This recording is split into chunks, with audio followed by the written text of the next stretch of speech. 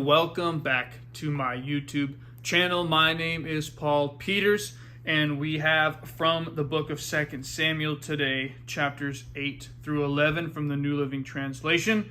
If you're somewhat new here, I have been reading through the Bible in 2024. I plan to read through the whole Bible throughout the year, just 2 to 3, sometimes 4 chapters a day. So thank you for tuning in. If you've been here for a long time, I also thank you for continuing on this journey with me. I hope it has blessed you as much as it has blessed me to really just take the time, read a few chapters a day, and then just only kind of meditate and think on a few chapters at a time instead of just blowing through everything. Anyways, before I start reading, make sure you are subscribed and that you click that bell icon so you get notifications when I upload these videos. We have 2 Samuel chapter 8. After this, David defeated and subdued the Philistines by conquering Gath, their largest town. David also conquered the land of Moab. He made the people lie down on the ground in a row, and he measured them off in groups with a length of rope. He measured off 2 groups to be executed for every 1 group to be spared. The Moabites who were spared became David's subjects and paid him tribute money. David also destroyed the forces of Hadadezer, son of Rehob, king of Zobah, when Hadadezer marched out to strengthen his control along the Euphrates River. David captured 1,000 chariots, 7,000 charioteers, and 20,000 foot soldiers. He crippled all the chariot horses except enough for 100 chariots.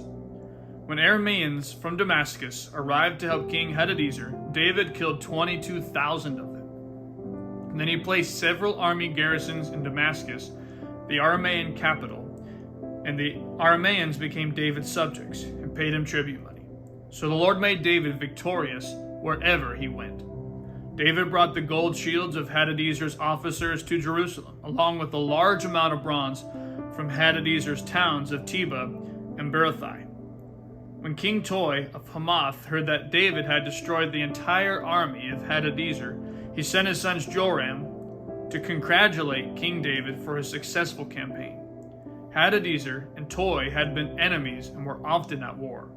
Joram presented David with many gifts of silver, gold, and bronze.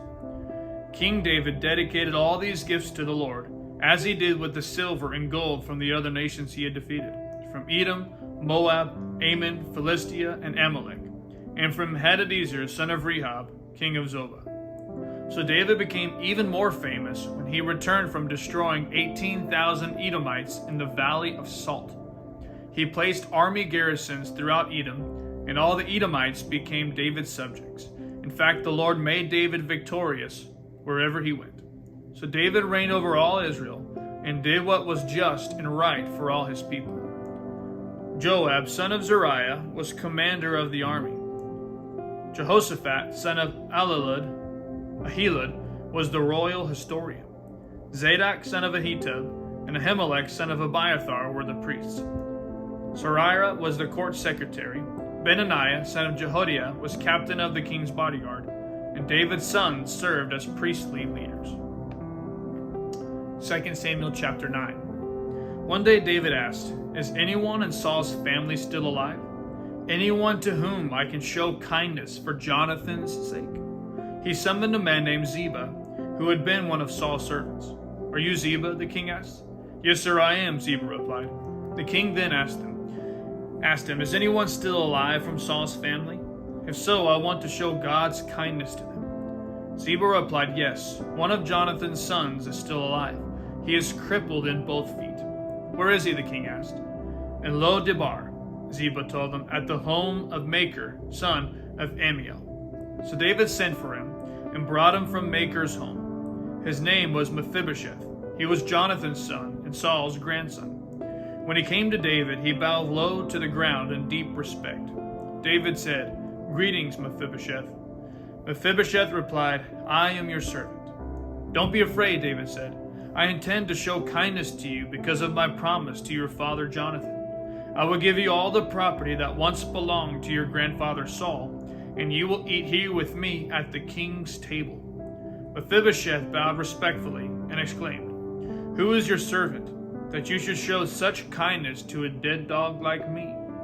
Then the king summoned Saul's servant Ziba and said, I have given your master's grandson everything that belonged to Saul and his family. You and your sons and servants are to farm the land for him to produce food for your master's household.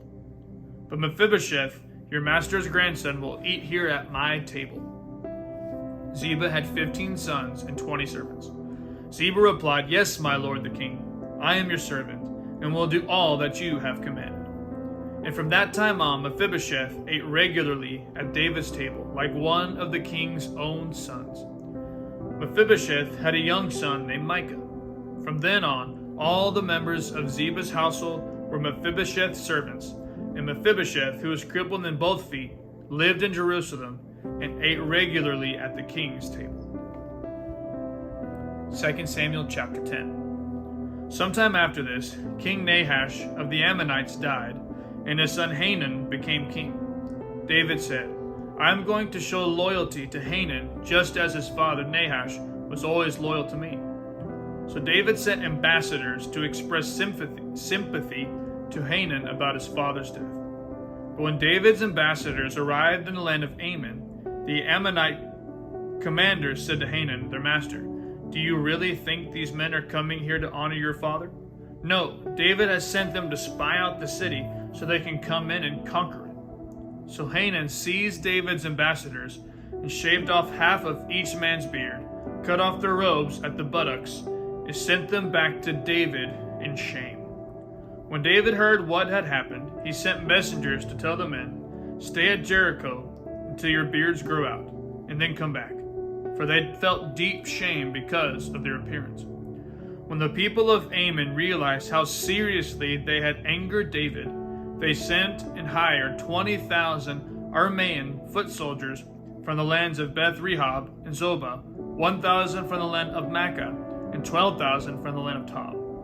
When David heard about this, he sent Joab and all his warriors to fight them.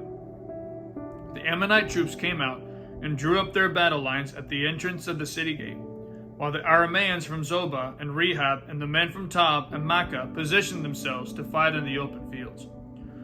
When Joab saw that he would have to fight on both the front and the rear, he chose some of Israelites' elite troops and placed them under his personal command to fight the Arameans in the fields.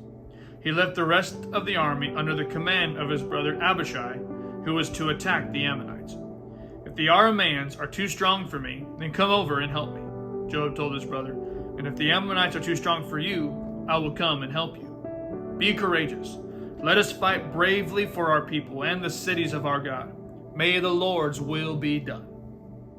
When Joab and his troops attacked, the Arameans began to run away. And when the Ammonites saw the Arameans running, they ran from Abishai and retreated into the city. After the battle was over, Joab returned to Jerusalem.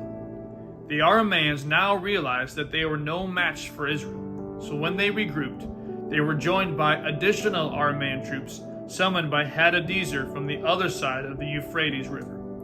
These troops arrived at Helam under the command of Shobach, the commander of Hadadezer's forces. When David heard what was happening, he mobilized all Israel, crossed the Jordan River, and led the army to Helam. The Arameans positioned themselves in battle formation and fought against David.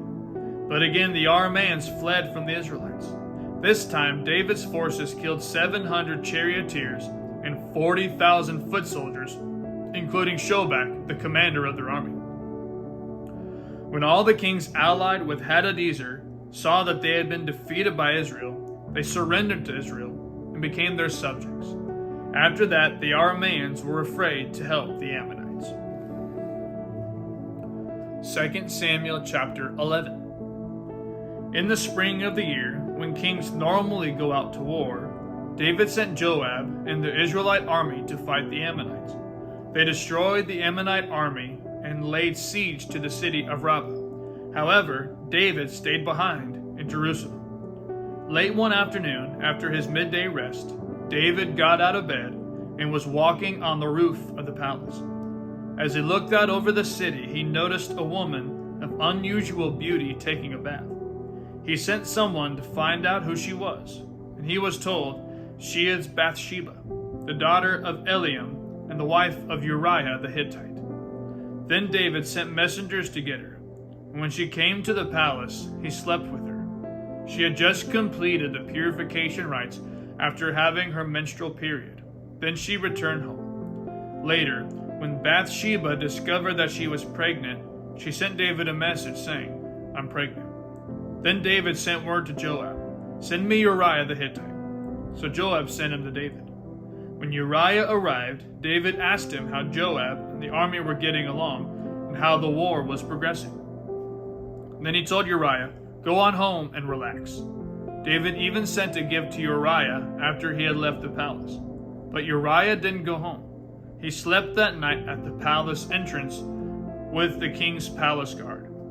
When David heard that Uriah had not gone home, he summoned him and asked, "What's the matter? Why didn't you go home last night after being away for so long?" Uriah replied, "The ark and the armies of Israel and Judah are living in tents, and Joab and my master's men are camping in the open fields. How could I go home to wine and dine and sleep with my wife? I swear that I would never do such a thing." "Well, stay here today," David told him, "and tomorrow you may return to the army." So Uriah stayed in Jerusalem that day and the next. Then David invited him to dinner and got him drunk. But even then, he couldn't get Uriah to go home to his wife. Again, he slept at the palace entrance with the king's palace guard. So the next morning, David wrote a letter to Joab and gave it to Uriah to deliver. The letter instructed Joab, "Station Uriah on the front lines where the battle is fiercest, then pull back so that he will be killed." So Joab assigned Uriah to a spot close to the city wall where he knew the enemy's strongest men were fighting. When the enemy's soldiers came out of the city to fight, Uriah the Hittite was killed along with several other Israelite soldiers. Then David sent a battle report to David. He told his messenger, "Report all the news of the battle to the king." But he might get angry and ask, "Why did the troops go so close to the city? Didn't they know there would be shooting from the walls? Wasn't Abimelech, son of Gideon, killed at Thebez by a woman who threw a millstone down on him from the wall? Why would you get so close to the wall?" Then tell him Uriah the Hittite was killed too. So the messenger went to Jerusalem and gave a complete report to David.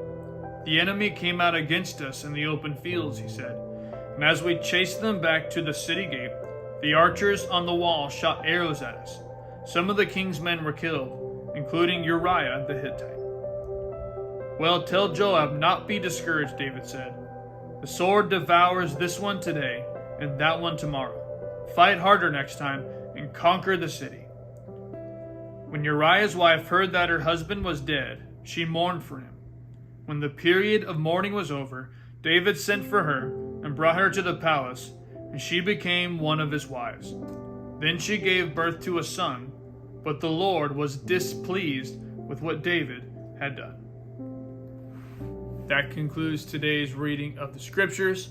Thank you once again for tuning in again and following along with me on this journey. We will see you tomorrow. I love you, and God bless.